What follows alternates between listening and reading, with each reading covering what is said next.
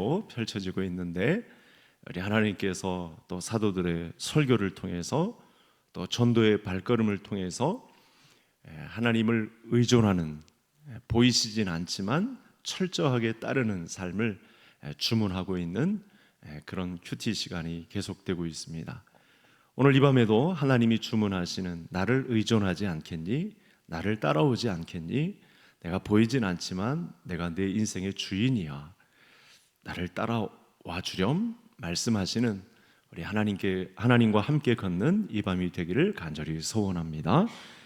본문을 보면 이런 단어가 기록되어 있습니다. 배부름, 그리고 집을 짓는 일, 양이 번성하고 은금이 증식되고 소요가 풍성해지고 또 손의 힘으로 재물을 얻었다라고 하는 그런 단어들이 등장합니다. 신명기서는 굉장히 독특한 책이죠. 아직 들어가지 않았는데 하나님이 인도하실 그 땅에 들어가서 살게 되면 내 나라의 방식으로 승부를 해서 반드시 승리를 거둘 것이다, 이렇게 말씀하시는 그런 장면이 나타났습니다. 실제로 이게 여호수아 시대에 이루어졌고, 많은 사람들은 이 땅에 있으나 마치 천국에 있는, 하늘나라에 있는 삶으로 하나님이 주시는 태평성대를 누린 결과를 맞이한 그런 때입니다. 그 말씀 중에 오늘 어떤 말씀을 저와 성도님들에게 주고 있냐면, 저와 성도님들이 직장을 잡고 사업을 하든지 일터에서 일을 하는 가운데 재물을 얻는 능력, 그러니까 재물관, 물질관, 경제 원리, 이런 부분에 관해서 말씀을 주고 있습니다. 그 성경이 저와 성도님들이 살아가는 환경, 저와 성도님들이 꿈꾸는 비전, 이런 부분에 관여하지 않은 말씀이 없을 정도죠. 그 가운데 신명기 8장은 특히 디모데 전서의 내용과 같이, 6장의 내용과 같이 경제 원리에 대해서 말씀을 주고 있습니다. 하나님은 저와 성도님들의 일터, 그리고 사업장, 경제 운영, 이런 문제에 관해서 침묵하지 않으십니다. 여러분, 지난 한 주, 어제까지 아주 대대적인 뉴스가 나왔습니다. 지금 우주 여행 시대가 열렸습니다.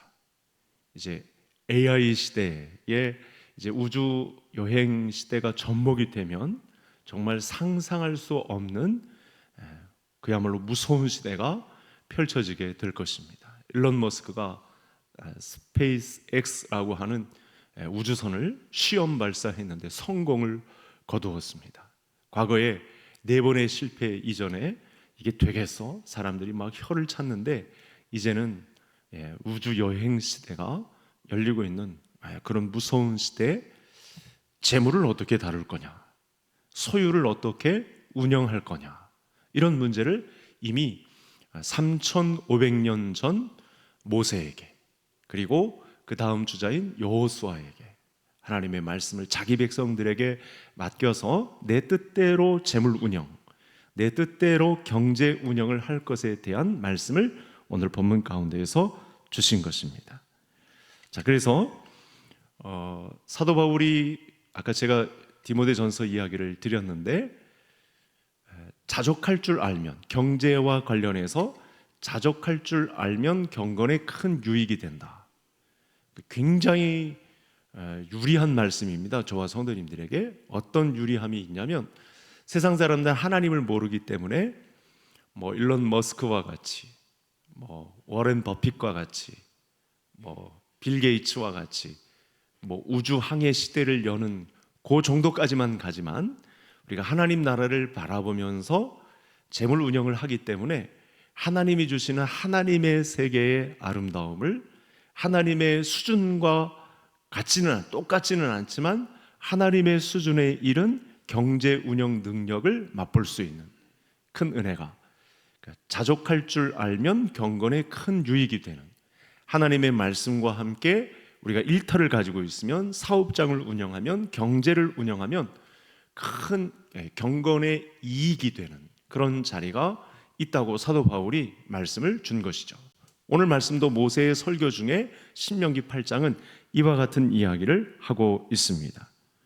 우리 모두는 하나님의 이런 말씀이 없으면 누구나 다 부자가 되기를 원합니다. 부자가 되기를 싫어하는 사람이 아마 없을 텐데, 오늘 성경은 이 성도들에게 그래서 재물의 청지기로 살아갈 것, 하나님 나라의 원리로 경제 운영을 감당하는 지혜로운 사람이 되기를 미리 그렇게 가르쳐주고 있습니다. 자, 제가 언젠가 직분자 교육을 할 때였었는데, 그걸 주로 오후에 이렇게 설교를 시리즈로 했던 기억이 있었는데, 그때 이런 말씀을 드렸습니다. 이미 저와 성도님들은 부자라고. 그 원리가 어디서 나오냐면, 하나님이 부자니까 하나님을 아버지로 모신 저와 성도님들은 부자다, 이렇게 말씀을 드렸습니다. 그걸 알면, 하나님이 이 모든 소유의 주인이신 걸 알게 된다면 저와 성도님들이 이 경건 생활하는데 큰 이익이 됩니다. 하나님이 열어주시는 이 영적인 비밀에 관해서 이게 알게 되면 세상이 감당할 수 없는 사람들로, 그냥 파워풀이 충만한 사람으로 저와 성도님들은 이 땅에 세상이 감당할 수 없는 사람들로 서게 된다는 거예요. 예수님의 사람들로, 예수님의 사람, 제자들로 서게 된다라는 말씀입니다. 그래서 자족할 줄 알면 경건에 큰 유익이 된다. 재물관을 말씀하시는데, 하나님을 경외하는 문제를 건드리고 하나님을 경외하는 재물 운영을 감당하게 되면 세상이 감당할 수 없는 사람이 된다.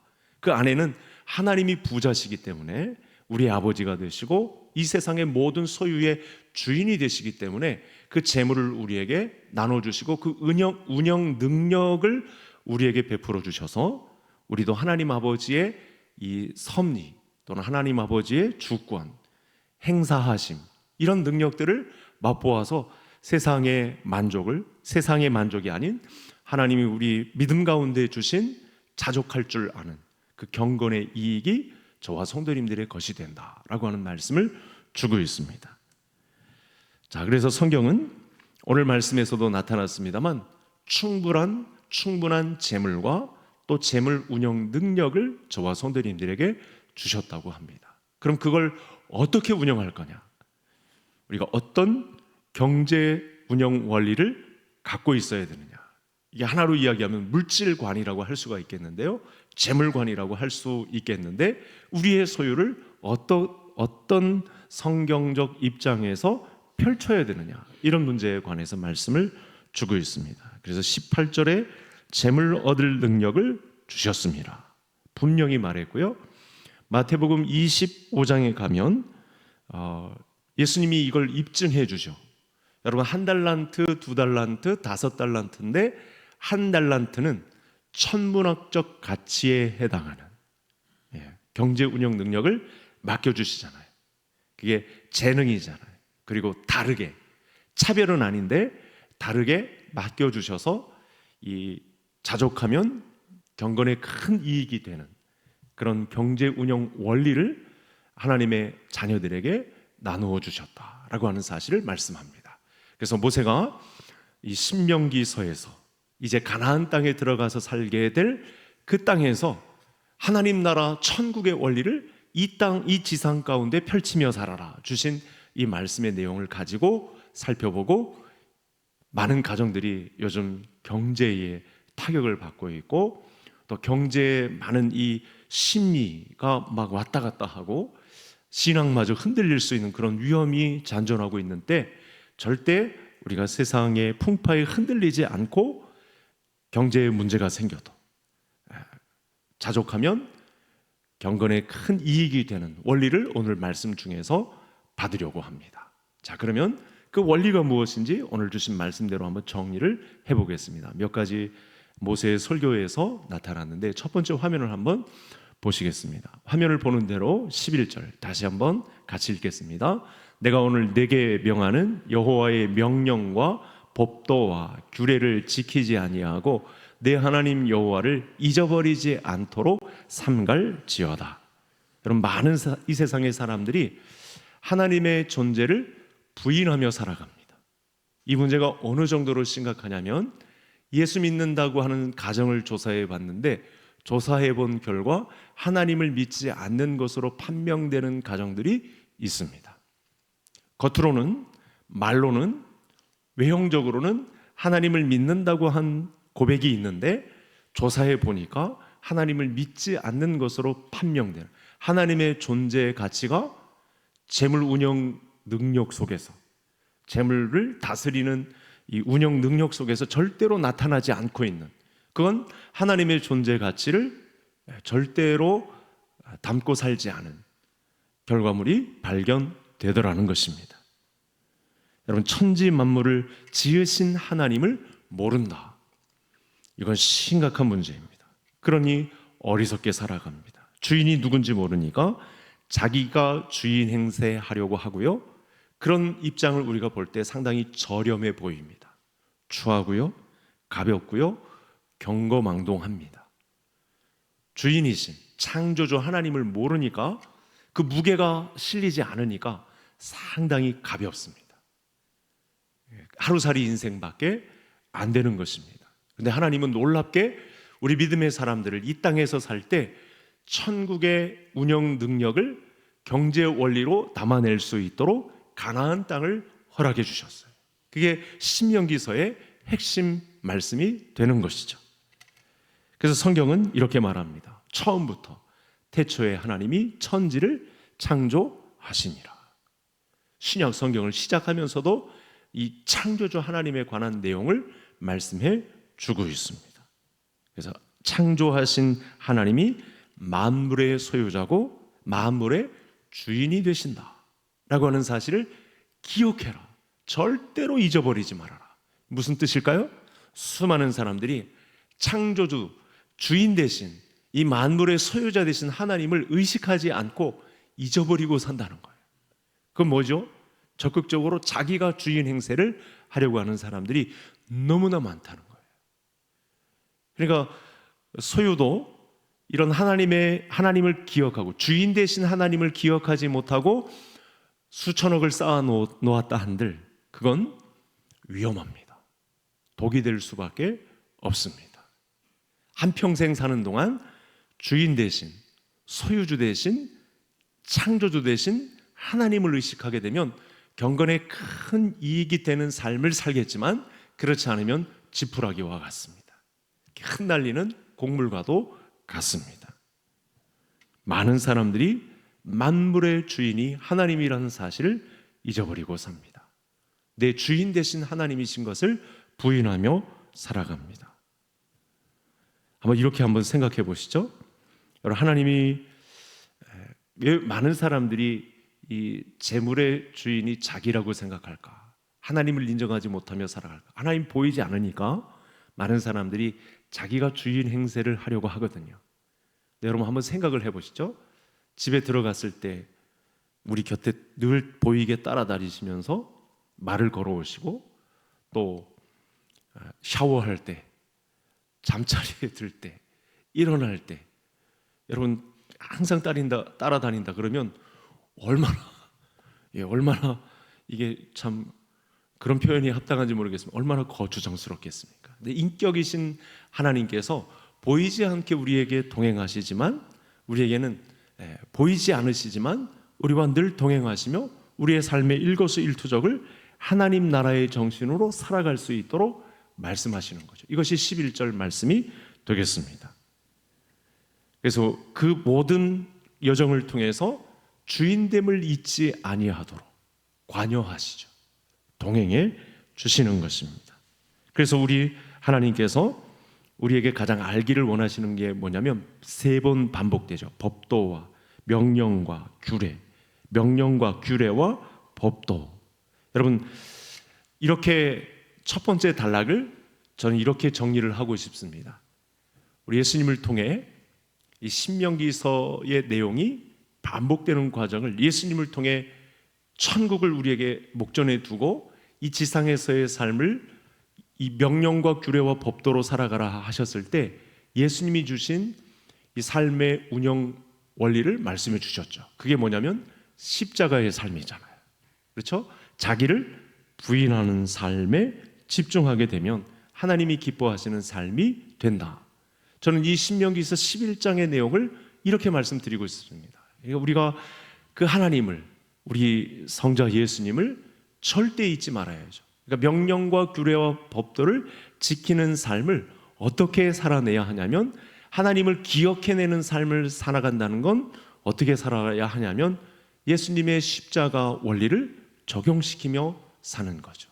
그게 바로 자족하는 삶이 되는 것이고, 우리의 주인 되신 하나님을 의식하며 사는 삶이 되는 것입니다. 남아있는 생에 우리 교회 생활을 통해 우리 모든 성도님들의 삶이 이 경제 운영, 우리 인생의 항해, 원리 운영 능력을 주인 되신 우리 하나님과 함께 자족하는 삶, 자기를 부인하며 사는 삶을 통해 하나님을 만족하게 하는 우리 개성의 모든 가족들 되시기를 주의 이름으로 축복합니다. 두 번째 화면을 한번 보실까요? 우리가 성경적 재물관 가지고 살아가려면 이런 부제를 붙일 수가 있겠는데, 경제 운영 능력을 어떻게 발휘할 거냐? 첫 번째는 역시 우리 경건에 큰 유익이 되는 하나님을 주인으로 삼아라. 이거 하나님을 절대 기억하고 잊어버리지 말아라, 이런 말씀을 주셨잖아요. 두 번째는 16절 다 같이 읽겠습니다. 내 조상들도 알지 못하던 만나를 광야에서 내게 먹이셨나니 이는 다 너를 낮추시며 너를 시험하사 마침내 내게 복을 주려 하심이었느니라. 여러분, 신명기서의 배경이 있습니다. 애굽에서 종살이 하던 때, 그때 하나님이 구원해 내신 일입니다. 이게 큰 배경이 됩니다. 근데 이것도 막 부인하죠. 잊어버립니다. 그러니까 주인 되신 하나님을 철저히 짓밟습니다. 불평하고 원망합니다. 하나님이 세우신 지도자를 몰아냅니다. 사람들이 아버지 하나님을, 주인 되신 하나님을, 창조주 하나님을 애써 부인하는 삶을 갖고 있죠. 그 경계선에 간신히, 지금 그것도 1세대는 실패했고 2세대가 가나안 땅에 들어갈 2세대가 이 말씀을 받고 있습니다. 이 과정에서 베푸신 하나님의 은혜는 말로 다 할 수 없습니다. 우상 숭배하면서 여러분 복을 발로 거들찰 때에도 잘 달래서 제자리에 갖다 놓고요. 그러니까 모세가 하나님, 이 사람들을 구원해 주시지 않으면 저를 생명책에서 지워 주십시오, 이렇게까지 간구할 정도로 이미 하나님은 그 모든 상황을 다 알고 계시면서 지도자로 하여금 그 기도를 받아내게 하셨는데, 여러분 모세의 기도를 듣고 그렇게 기회를 살려주신 그런 일도 있었습니다. 적과 꿀이 흐르는 가나안 땅을 목전에 둔 이 백성들에게 그래서 사전에 경고를 주고 계시죠. 그러니까 저와 성도님들이 이제 목전에 둔 하나님 나라를 곁에 두고 우리 오늘 너의 이제 남은 생에 이 삶의 운영 능력을 어떻게 가질 것이냐, 이 질문을 하고 계시는데, 한마디로 이야기하면 가나안에 들어가서 등 따시고 배부를 때 나를 잊어버릴까 나는 염려된다, 이 말씀을 하시거든요. 두 번째 항목의 이 문제를 생각해야 됩니다. 14절로 가보실까요? 14절 다 같이 읽겠습니다. 내 마음이 교만하여 내 하나님 여호와를 잊어버릴까 염려하노라. 여호와는 너를 애굽 땅 종되었던 집에서 이끌어 내시고.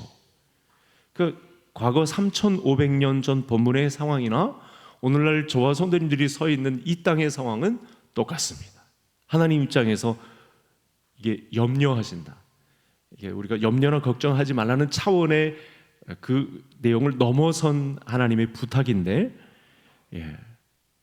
우리가 등 따시고 은금이 많아지고 양의 소나 가축이 풍부해지고 그러면 교만해져서 하나님을 잊어버릴까 염려한다. 그러니까 우리가 본문을 통해서 발견해야 되는 하나님은 뭐냐면, 하나님은 우리에게 복 주시려고 덤벼드시는 분으로 이렇게 이해하면 정확합니다. 그런데 우리는 어떻죠? 발빠르게 하나님의 은혜를 저버립니다. 하나님을 의식하지 않는 삶을 살아갑니다. 명령과 규례와 법도는 말할 것도 없고 하나님의 전 존재를 부인하며 살아갑니다. 그런 마태복음 25장의 천문학적 가치에 해당하는 재능을 주셨음에도 불구하고 이 하나님 나라의 하나님의 자녀들로서 그 가치를 부여받고 운영 능력을 성경적으로 감당할 수 있는 경건에 큰 이익이 되는 이 재산을 부여받았음에도 불구하고 그 자리를 떠나서 우상숭배하고 세상의 원리대로 타락하여 쾌락을 느끼며 살아가려고 하는 그 자리가 있다는 사실을 말씀해 주고 있습니다. 그래서 오늘 본문 안에 가르침은 저와 성도님들에게 그대로 적용됩니다. 여러분, 소유가 많아지고 배부르고 평안하면 변하는 사람들이 있습니다. 그렇게 되지 말라고 합니다. 그러면 우리 수준에 맞는 하나님의 은혜가 1달란트, 2달란트, 5달란트 해당하는 천문학적 가치의 경제 운영 능력을 복 주시는 하나님으로 서 계신다, 이렇게 말씀해 주고 있는 것입니다. 그래서 여러분, 오늘 말씀 앞에 엎드린 성도님들에게 하나님께서 어떤 말씀을 주시냐면, 제가 초두에도 설명을 드렸는데 이미 우리는 부자라는 거예요. 하나님 입장에서는 저와 성도님들에게 이 땅의 운영 능력, 오늘 본문 안에 색깔을 좀 더 자세하게 설명을 해보자면 경제 운영 능력, 이거 가지고 승부를 걸 사람들을 기다리고 계신 거예요. 복 주시려는 하나님으로 서 계신다는 사실입니다. 따라서 여러분, 우리가 하나님 아버지를 모셨기에, 하나님을 아버지로 모셨기 때문에 저와 성도님들은 이미 부자인 줄 알고 복 주시려는 하나님을 절대 잊지 말고 이 복의 운영 능력을 어떻게 감당할 것인가, 오늘도 말씀 주신 복 주시려는 하나님을 잊지 말고 그대로 적용해서 부자로 살아가시는, 그래서 우리가 서로 나중에 이런 고백을 했으면 좋겠어요. 부자인 줄 몰라와서 죄송합니다 라고 할 수 있는, 그렇죠? 하나님 나라의 경제 운영 능력을 가지고 복 주신 하나님에 관해서 그렇게 고백할 수 있는, 저를 한번 따라해 보시겠습니다. 부자인 줄 몰라봐서 죄송합니다. 네, 그런 고백이 가능하겠죠. 오늘 말씀대로라면. 자, 마지막 화면을 한번 보실까요? 18절 우리 다 같이 함께 읽겠습니다. 내 하나님 여호와를 기억하라. 그가 내게 재물 얻을 능력을 주셨습니다. 이같이 하나님은 내 조상들에게 맹세하신 언약을 오늘과 같이 이루려 하심이라. 아멘. 그러니까 오늘 본문 안에 주 동사는 잊지 말라는 거예요. 나를 좀 기억해 달라. 내가 어떤 하나님인지 기억하고 살았으면 좋겠다. 나는 너에게 재물 운영 능력에 관해서 주인된 하나님이니까 절대 잊지 말았으면 좋겠다라고 하는 말씀이 중심입니다. 그 가운데 마지막으로 주신 말씀입니다. 재물 얻을 능력도 주신다는 사실을 잊지 말아라, 이거예요. 여러분, 이 사실을 아는 사람과 모르는 사람의 경제 운영은 천지 차이가 될 것입니다. 모르는 사람은 자기 식대로 이끌어 가겠지만 보다 성경적인 관점에서 재물 운영 능력을 어떻게 감당할 것인가 고민하는 사람은 재물 얻을 능력이 더 많아지겠죠. 마치 5달란트 받은 사람의 경제 운영 능력처럼, 2달란트 받은 사람의 운영 능력처럼. 그래서 오늘 말씀을 우리 삶에 적용하면 우리가 돈을 버는 것도 하나님이 능력을 우리에게 주셨기 때문이고, 그런 힘과 능력과 시간과 환경을 다 조성해 주셨기 때문에 그런 건강한 경제 운영 능력을 주신 줄로 믿습니다.